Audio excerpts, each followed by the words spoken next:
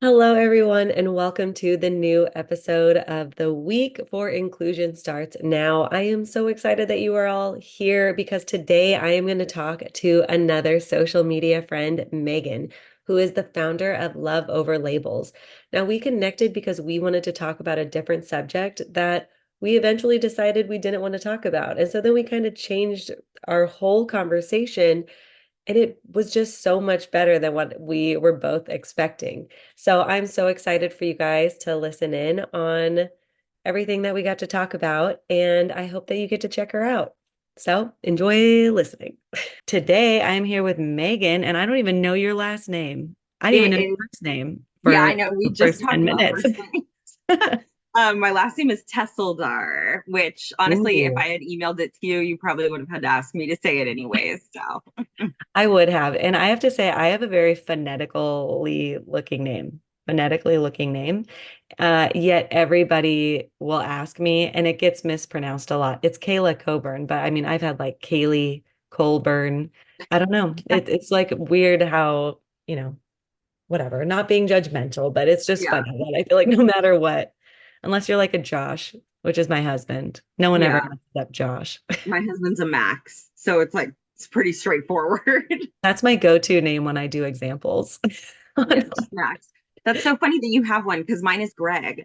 I Oh always have, yeah. yeah, my students are always like, "Did you have a kid named Greg that you didn't like?" And I'm like, "No, actually, I've never, in over a decade of teaching, I've never had a Greg." And so that's my bad kid is Greg. I'm always like, Greg doesn't listen. Like, That's funny because I've never had a Max, but that's why I feel like I use it. It's like a yeah. simple generic name, and I don't know anyone. I mean, I do know a Max, but that doesn't matter. Okay, already got sidetracked. I want you to first talk, my gosh, introduce yourself and talk about your brand, Love Over Labels. Yeah, so Love Over Labels. I was inspired to start it. It's an educational advocacy organization. I was inspired by my daughter. She's 5 years old, autistic, non-speaking. And basically what I do is I help out in the community. I do advocacy work like on a larger scale. I work with the YMCA. But I also support parents in like IEP reviews, going into IEPs with them. Um, and then I also sell like neuroaffirming wear, mostly so I can wear it because I really, I'm like, I want to just design my own t-shirts. So I do that as well. And then I donate the part of the proceeds to other neuro affirming organizations. And I also do it to support my daughter. So yeah, I do. I mean, I think Love Over Labels is just mostly about being neuro affirming, student first, child led, all those good things. Yeah. What do you use to sell your shirts, if you don't mind me asking? Yeah, like what print company or like Yeah. what website? Oh, so I actually use a couple different like print on demand services because I found like different services have different shirts and different like types because sometimes like your girl's looking for like a thick comfort colors and other times I'm like I just want like a soft gildan, which I never thought I would learn that much about t-shirts, but I feel like I'm like, oh, I know these t-shirts, I know these like color patterns and stuff now. Yeah. So yeah, I learned a lot about it. But so I use a couple different print on demand sites. Yeah, I've been using Printful. That's pretty much the exact same reason why I do my shirts is like I just wanted more shirts for myself and Yeah. I buy and the I samples and got I'm really like, into it. I'm my number one customer. Like, I'm like, I'm actually wearing one of my sweaters like right now that I made. I'm like, oh, this is comfy. I just shop for myself basically. Oh, nice. What's the one you're wearing now? It says neurodiverse vibes. It's kind of hard to Oh my see, but it's like actually in this like comfiest. I don't know. I literally wear it's summer in Houston and I wear it. God. And that tells you like how like lightweight it is because I'm a sweater. I'm like I need AC 24/7, but I Yeah. love a good hoodie. Oh my gosh. Well, I love that. And I'm definitely going to be checking out your store. And I think it all started because I saw someone wearing a shirt that I couldn't find online, that I was like looking it up and I was just like, man, where is this shirt? And then I discovered like Printful and like Printify, print. Those are the two I mostly use. Yeah. Yeah. Yeah, those are the two that I felt like I was going back and forth on for so long. But now it kind of makes me want to try out another one because all of my Yeah. stuff is Printful, mostly because I was like, I know how to use it. But Yeah. Printify has way more like shirts, like way more products, but you have to pay up front to cover like so if you were to purchase something, I have to pay like the actual fee up front and then like they send you all the money after. oh, So I don't know like how to explain it, but luckily I'm not like gigantic selling out of everything because yeah, girls couldn't afford it. But for just yeah, myself and my like few people who buy, I'm like, oh perfect. Like let me get you. I'll pay up front. yeah. Right behind me, it's my aunt. She's my number two My favorite. sisters, yeah, my Yeah. sisters are my biggest supporters. My sisters and my mom. Actually, my mom tells me that she wants to buy stuff, but then she'll be like, I couldn't find anything I liked. And I'm like, okay, mom, like That's so funny. My mom has said the exact same thing. And then whenever I wear a shirt that's not from me, she's like, oh, that one's cute. Is that on your store? I'm like, no. our biggest supporter is always our mother. I know. That's so funny. I wanted to ask actually about the YMCA because I saw that you posted about that. So you're like the on the board of directors or are Yeah. you the So director? it's super What? exciting. Like I'm excited about it. I had my first meeting. I'm on the board of directors for our local YMCA. And basically they just were like, we need support, like, and we would love to have people if they'd be willing to volunteer to be on the board of directors. So I did like an interview with them. We found out like a lot of our like ideas merged. I had taught in the community before, so I was really familiar with like our students, and they're doing a really big push right now to focus on homeless teenagers. And so that's kind of like this year's focus. And so working in schools with lower socioeconomic areas, I've seen like students be affected by homelessness and transients like pretty regularly, more than you would expect like at a high school. And so I was really passionate about it. And so we're working together. So I'm on the board of directors. We're planning our trunk or treat event, which last year they had 15,000 people come. So I'm like, Oh my God. yeah, so I'm actually going to be designing the shirts that they're going to be selling for it. We're working on like getting vendors and everything right now. So I'm psyched, but also I'm like, oh my God, an event with 15,000 people. Like, I don't know if I even want to go. Like, that's so many people, but I'm going to like suck it up and attend because I'm kind of required to, but it's really cool. I'm excited to get out into the community on like a larger scale, and also focusing on something that's not necessarily my expertise. So working outside of like the realm of educational advocacy, I'm really excited to just start doing like community advocacy and just trying to give back a little bit. I love that. I mean, and that's such a great example of like leading by example. Like there's so many inclusive uh strategies that I feel like you're doing that you're like, I don't know, you want to see a change, so you're like going to be a part of it. Like you're like stepping out of you're very clearly stepping out of your comfort zone to do something that you know will like better the community, which is like it's definitely a fine line of like, you don't want to like push yourself so much that you're like you're at what do you call that? Oh, burnout. You don't want to like Yeah. push yourself too much that you like go through burnout, but you also do want to push yourself to like, better Yeah, it the is always community. like a balancing act because I have really severe anxiety. I have really bad social anxiety. I got the anxiety. It's Yeah. just straight up across the board. So for me, like being out of my comfort zone is really difficult. So I was definitely, I think I was in like a low key like manic state when I volunteered to do it, but I'm actually really glad that I did because I was like, Yeah. no, I need this, and it like forces me to get out of the house and like engage in a way that I'm not comfortable with. Because like you put me in a school setting and I'm just misconfident, no issues, but Yeah. just like social settings are definitely a lot tougher for me. So I'm excited to like try and push myself a little bit in that area. Cool. Well, so this kind of is going to bring me to my next question. I wanted to talk about your identity of being neurodivergent because I'm assuming that that is like kind of me, or if that's like part of where like the social anxiety comes from. Not Yeah. comes from, but is like mixed all together with. Do you want to talk about kind of like maybe when you were diagnosed or when you figured out that you were neurodivergent? Yeah, so I think I'm always in a learning process of finding out more about myself. And every day I think as an adult, especially like millennials, we didn't have a lot of these labels that our own Yeah. kids are able to get now. And so I think a lot of being an adult, especially an adult with a special needs child, is recognizing so many traits in yourself. And so I like really started identifying as neurodiverse, I would say about 3 years ago. So not that long ago. And I've had ADHD since I was a little kid.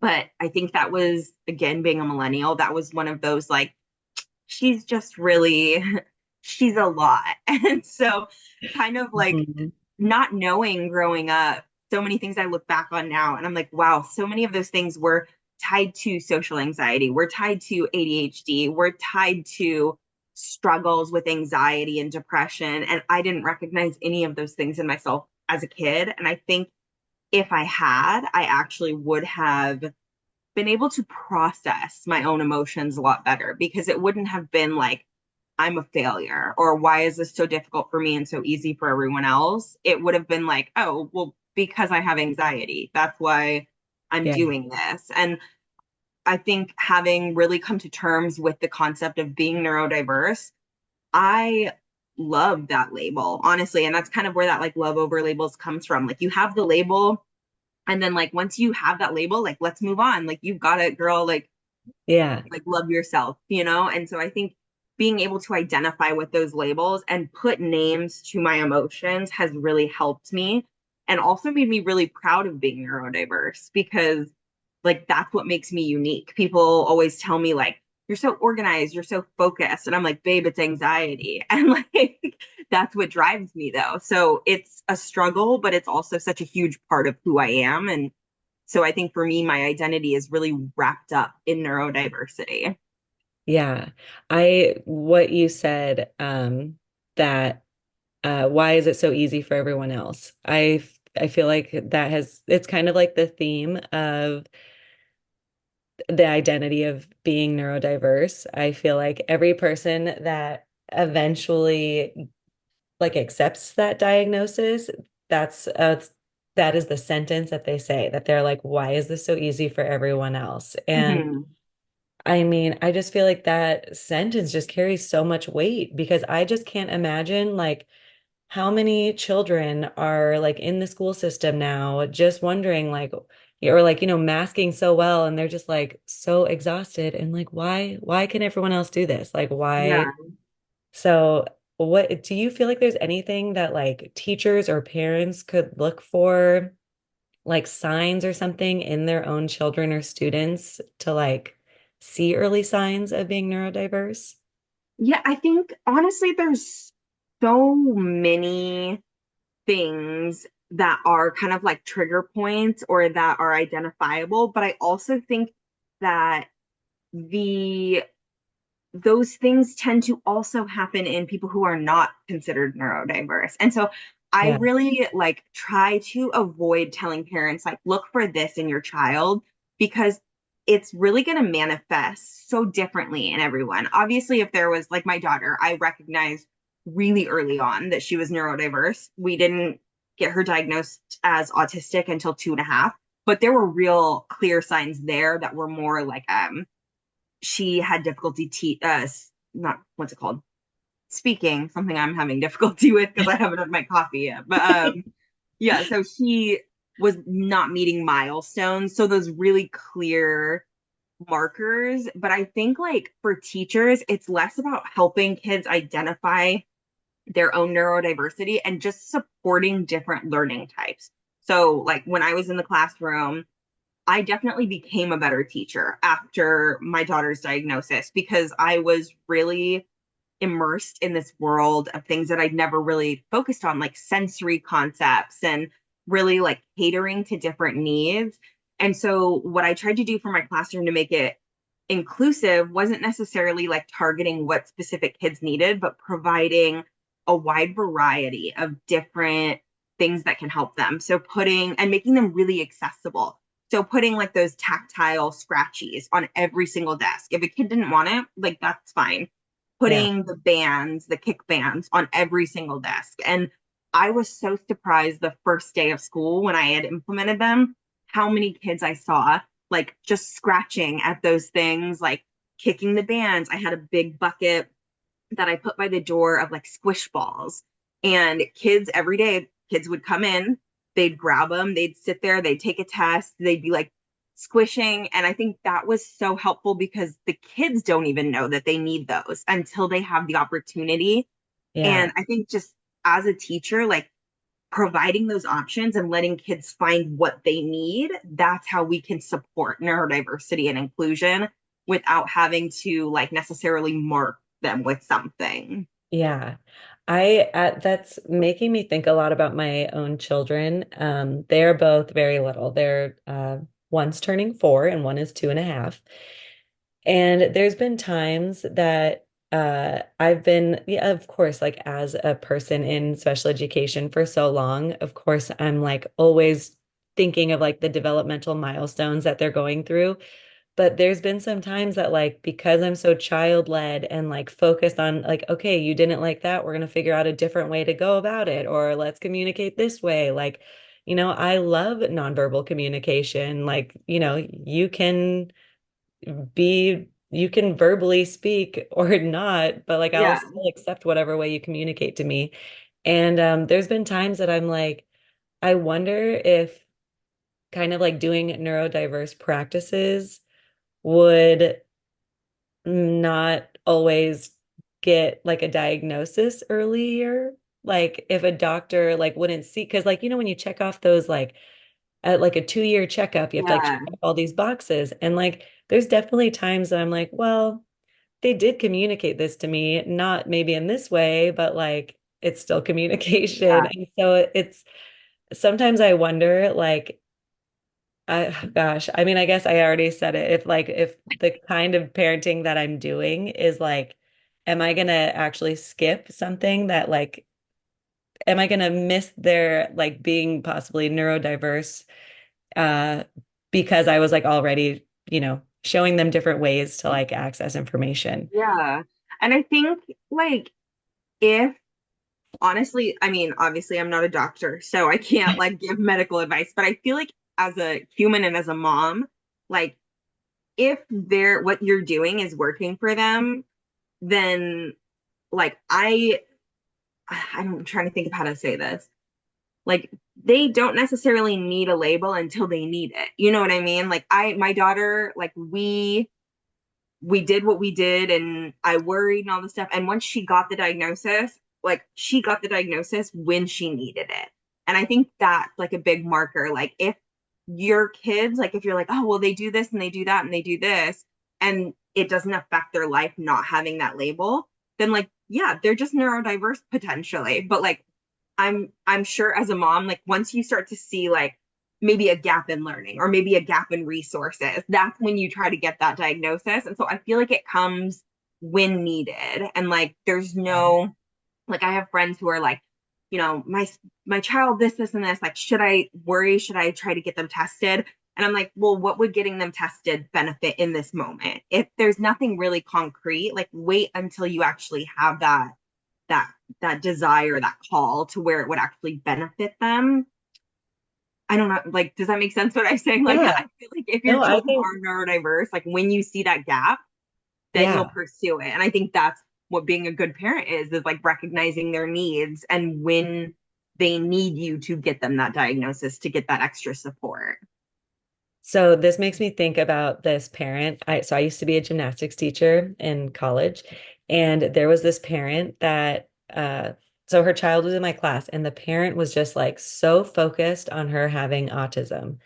Mm. And I felt like she kind of overdid the communication. Like it was very like fake and kind of annoying. Like she would talk to me uh like a human, and then she'd go to her daughter and be like, okay, this is gonna be Miss Kayla. Like, are you ready? You gotta listen. And I like every time she talked to her, I was like, oh God, what are you doing? Like, but she was so like she brought a specialist in to like observe the child. She was so and ev so many different people told her they were like, I don't think she's autistic. I like, I don't really think this is anything you have to worry about. But she was just like so adamant about this child being autistic. And I was like, and as an undergrad student, or maybe grad, I don't know. I was oops. My phone alarm just went off. That's me hoping that someday I'll be sleeping until 7:30. I have one of those too, and I'm always like, who is this alarm for? Because it's not for me. So It's, big, big dreams. Oh, but it's like, because I feel like it's just, parents are like trying to do what's best for their child, but sometimes it's just like, I don't know. Like I think what you're saying is like a really great response to a parent of like, if it's not going to benefit them, like we do all learn differently and we can all access things in a different way. Like what is like an autistic diagnosis or gonna help with, like if there's a speech delay, maybe speech therapy would help, but like I think that's a really great way of looking at it yeah, and because I think that goes too with like all like hand in hand with promoting inclusion. I think a lot of the time parents that really want to push for a diagnosis when it's not going to really change anything, it's because they're scared that they're not going to get the resources that they need. And so they see the diagnosis as like the missing piece to the puzzle. Like once my child has the diagnosis, they'll be able to get these resources. But there's also like the parents who are convinced that their kid needs a one-on-one, like a one-on-one aid. And that's part of being an advocate too, is honestly advocating for the child and telling a parent like, hey, I know that this is what you want, but that might not be what they need. And so I think sometimes parents, obviously, we want the best for our kids. And so, like, they see all of these pieces and they're like, I need all the pieces to make a complete puzzle. And you're like, maybe not right now. Maybe you don't need all those pieces right now. Like, let your kid be, let them live. If their life is working for them, like let it be, provide them with the tools that they need and then worry about the things like diagnosis and resources and making sure they get that when you start seeing a gap in what they are given or what they have and what they need. That's when you have to start doing that push. But I think sometimes parents think like I have to have it all in place before any of this, and it's like just let it ride. Like let's let just it go with it, ride. like see how it's going. And I don't know, like I think a diagnosis is so important to help you get resources. But if you don't need those resources yet, then Yeah. how, like Like don't it's make a that be the tricky. main focus. Like focus Yeah. on your child and get the diagnosis when you can. No Yeah. And rush. I think that's part of being like child led is like, is this actually going to benefit my child? Like, because sometimes, I mean, there's so many people you can be neurodiverse and not have a diagnosis. Like, and neurodiversity is such a spectrum. I don't even like the term, honestly, that there's like somebody who's not neurodiverse. Like, Yeah. I'm like, it just means there's a diversity in our neuro system, and that's how everybody is. So, like, you get that label when it's important and when it's helpful, but it's not an essential piece sometimes. Most of it, like, sometimes it is. I don't want to like Yeah. it's tricky because I don't want to tell people like you don't need a diagnosis because it is so helpful to have it. But if you're not in that space where it's going to be helpful right now, like stop stressing about it. Like do it when you need it. No, I think that is a great perspective of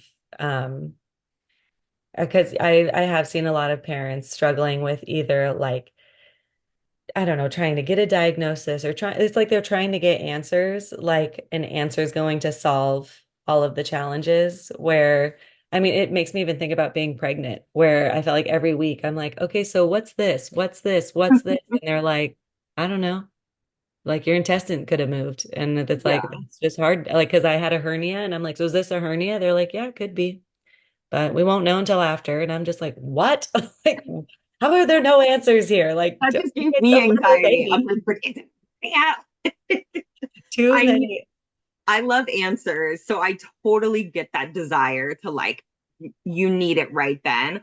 But like for me, people say like, when did you know your daughter was autistic? I'm like, I knew that she had some neurodiversity at 6 months. I remember crying to my husband and I was like, something's wrong. Like she has a disability. And my husband's like, no, she's fine. And I was like, okay, then she's just a really bad baby. Like one of the two. And I had postpartum depression. So wasn't the nicest terms that I used, Postpartum but depression. yeah, but I was like, What a gem. I was like, that she either has something going on or she's a terrible baby. And he was like, well, she's not a terrible baby. And I was like, something is different, something's off. And my mom has worked in special education for 30 plus years. My grandpa or my great grandpa was really a pioneer in the special education world. He really wrote the book for what inclusive education looks like. He was superintendent of special education in LAUSD. He has a school named after him. So, like, special Wow. education is very much embedded in who I am. So, I think I was lucky that I was able to recognize it so young. But for me, I was like, I knew at 6 months, but we didn't get the diagnosis till she was 2.5 years old. And by that point, it was very clear that there was a gap in resources and that she needed that diagnosis to get those services. But it's like, wait until you need it. Like, if I was pushing for resources like that at 6 months, I think it would have added so much stress to an already stressful time in my life. Yeah. Well, is there any advice that you'd give to new parents who might be going through that same thing of like postpartum depression, their child is missing developmental steps? Yeah, get medicated. Heck see, yeah. see a therapist like that. For me, I was so anti-medication. And I think that again comes with being a millennial and being raised in the era that we were raised in, where, you know, oh yeah, you have ADD, you have ADHD, but you're fine. Or like this fear that by taking medicine, I don't know where we all got this fear from, that it's like if you take medicine, it's gonna dull who you are. And there's like this, I'm terrified of that. I'm like, what if I'm not who I am anymore?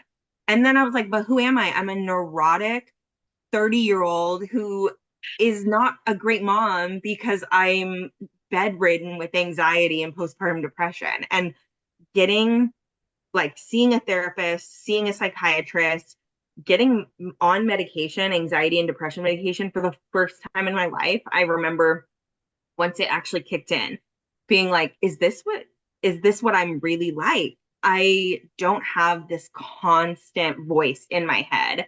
And I was I was worried for so long that I wouldn't know who I was on medication. And then you have to go through the process of realizing that you didn't know who you were for 30 years because you're getting to meet yourself for the first time without having all of that mental strain on you. And I was like, wow, should have got medicated a long time ago. So I really Yeah. think like therapy, like that's my best advice. Like see a therapist, keep working to find a therapist that you like, because we can't do it by yourself. Like you have to have a community, whether you pay for that community in the form of therapy, like you have to have it. So yeah, just like find somebody who's going to support you. Get on that medication if they recommend it. Like Yeah. it I think helps. that's I think that is great advice. I did therapy after both children, after both births, because yeah, the postpartum depression is just like it's crazy. It is really hard, like going through all of those changes and to like think that you have to do it by yourself is just like so toxic.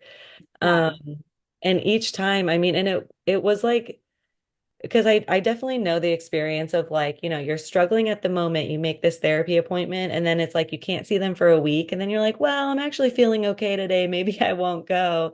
But then it's like, and I was like, no, I am gonna force myself to go and talk to someone, even though I'm not feeling sad or anxious right now. And I mean, every therapist I've ever talked to, there is always just like a moment where they say something, and I'm just like, oh. Like, I didn't think of it like that, or like it's just like some enlightening moment that I feel like is so good. But you definitely have to like again step out of that boundary and like put yourself out there. Yeah, Um, so I really like what you said actually about like when you're in it, and then by the time the appointment comes, you're out of it. And like I don't know if you're like me, but for me, I have this real like object permanence with feelings. And I tend I've been very high masking my whole life. And so I tend to put my own feelings into like a category of being over emotional. And I'll be like, oh, you were just emotional. Like you were fine. You don't need it. And so what actually pushed me Ugh, the to go into it, patriarchy. yeah, I know I'm like, girl, yellow wallpaper, like you are just too much. Like, but so what actually like pushed me into getting a psychiatrist was when I was having like a really difficult, like really low point after my daughter was born. I typed up everything I was feeling in that moment, just like on my notes app. And I was like, I feel like I'm never like it ended up being so long and it was just the most like emo diary entry. But then when I went to my appointment the next week, and they're like, how are you? I was like, well, I feel fine, but let me read this to you. I wrote this last week. And they were like, let's get you on that medicine, girl.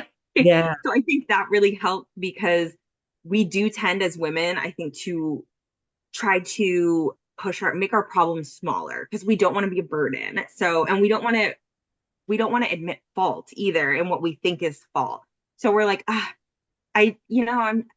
I'm tired. Maybe I was, we like almost try to minimize our own feelings. And so I was like, no, like write that emo diary entry and then just read it straight to them. And I could see the doctor's eyes like, okay. Yeah. Like, but that's what I needed because if they had asked me how I felt in that moment without that, I would have said, like, I'm fine. Like, I get stressed sometimes. That's usually how I describe it. I get stressed sometimes. And Yeah. it's not stressed. It's something much bigger. And I think moms just need to like lean into lean into that journaling, girl. Like Oh yeah. I journal. My therapist now, I do an awareness log, and what we've been trying to practice, because I am very good at, when I have anxiety, to like write it down and remember all of it.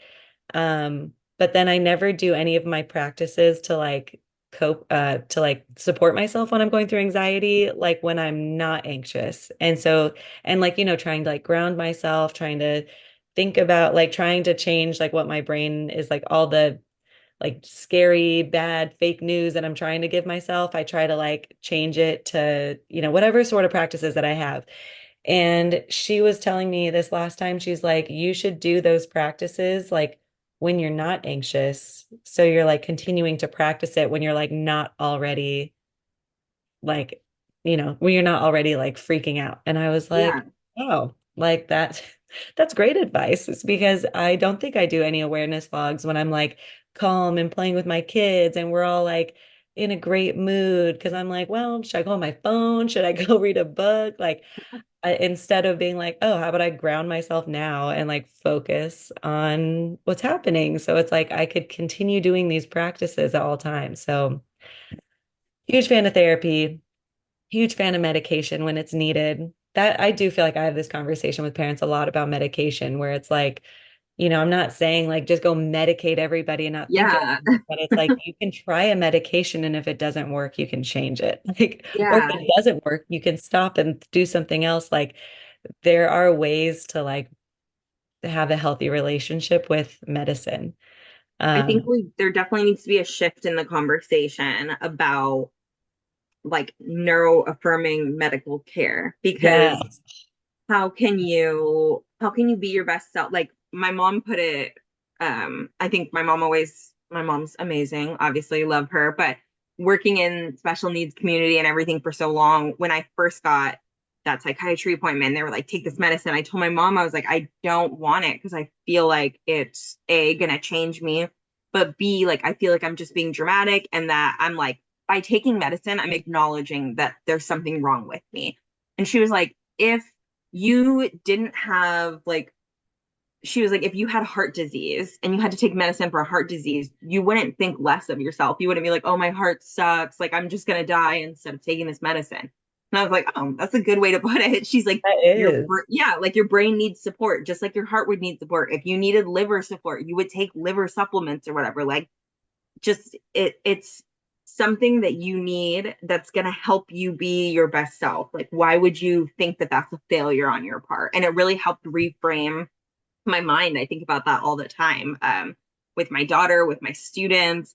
I'm like, am I giving them too much, too many supports? And then I'm like, what kind of a question even is that? Like, if it's helping them be a better person, they need it. Like, that's it. Like, why would I not want myself or my child or my students to not be their best self? And I think we really need to reframe the way we look at all neuroaffirming medical care, medicine, all of those things. Like, it's helping us. It's not an admittance of failure to need support in anything.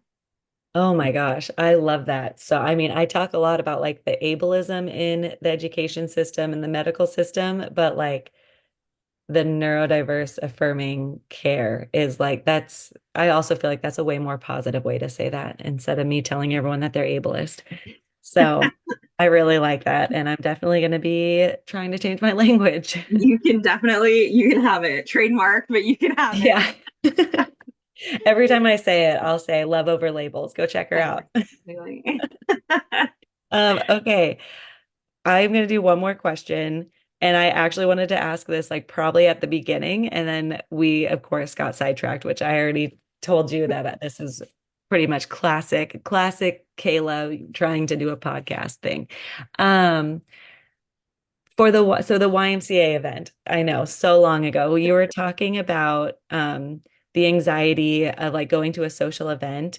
And I do talk to a lot of people, if it's either me even like going in and working with the school and talking about like how the adults should like, they also have to like build a genuine trusted relationship for inclusion to be able to grow. And like, everyone has to like trust each other that they're all going to support the kids in the right way or the best way. um, do you have any tips of like what you personally do when you are getting like social anxiety that keeps you going, like that, gets you to the event or anything? I want to say I do have a tip, but honestly, like I don't. Like I'm still struggling with it. It's like I wish I had some like great answer that was like, this can help you like cure your anxiety. But like honestly, even before this meeting with me and you, I literally was laying in bed 30 minutes ago. My husband's asking me what's wrong, and I couldn't even speak because my anxiety was like so crippling, knowing that I had to see you virtually. And I literally, he pulled out his notes app and he gave it to me and he was like, what's wrong? And I typed out anxiety and he was like, okay.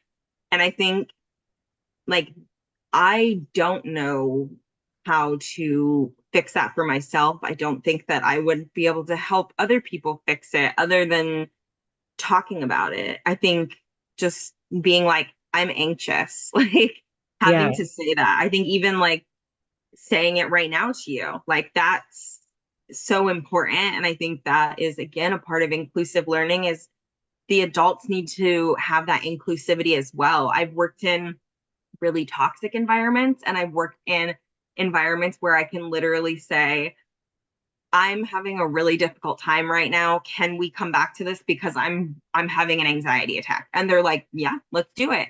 And I think just advocating for yourself is the best way to do that. Like if you need to sit in your car for 20 minutes and be late to a meeting, maybe that's not the best advice, but like what's your other option? Like going in and having a meltdown in front of people. So I think just like no real advice. Just try to do what feels best in that moment. And it sucks, but like the consequences are going to happen. And you just have to be like, this is who I am. Like, I've got severe anxiety. That's why I left you a voice note this morning Yeah. instead of messaging you because I felt like I was so overwhelmed. I couldn't even type on my phone.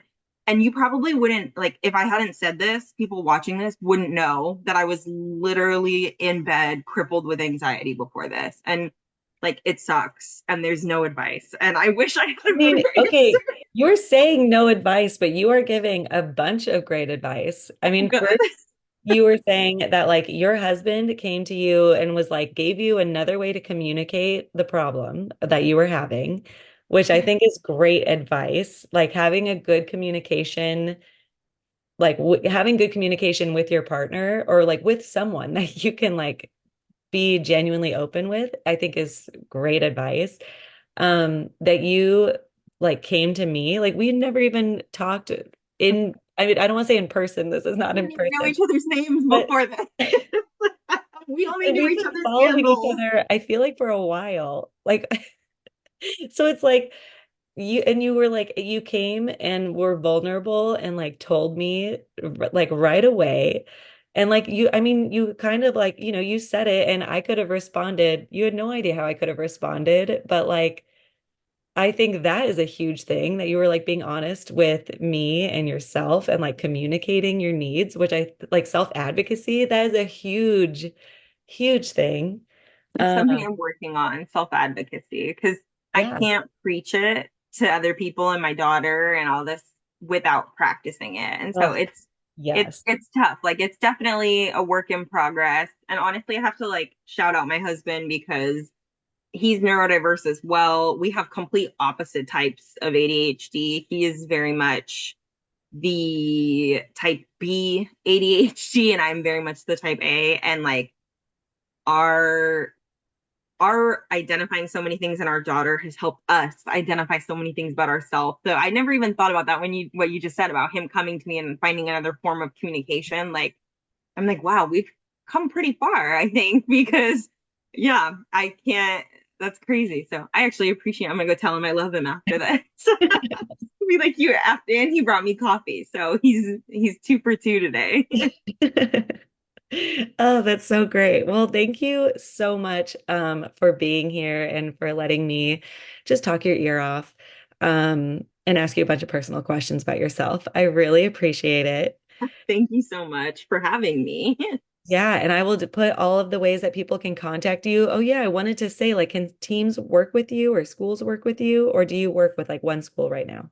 No, so I'm a free agent. I tend to work more with parents, but I really want to get into like educational consulting on the teacher level because I worked as a professional development specialist for education for quite some time. And I think we need more people who focus on that because I think our in our education system, our trainings tend to be like the 30-minute video that you click through for IEPs and then you just sign it at the end. And I would love to actually start bringing in like neuro affirming advocacy and education to teachers because I think that they're really the backbone of our education system. Oh, I love this so much. Okay, I could talk to you for like another 30 minutes I about this know. I want topic. I'm like, wait, I don't have a podcast, but let me make one so I can ask you questions. Like Oh my gosh, yes. If you're gonna make a podcast, I'll tell you all about it. It's fun. It's if I ever make one, you'll be my first guest. I'm ready. perfect. I'll be there. Okay, well, thanks everyone for joining. Don't forget, inclusion starts with you, and we just want to help. Thank you.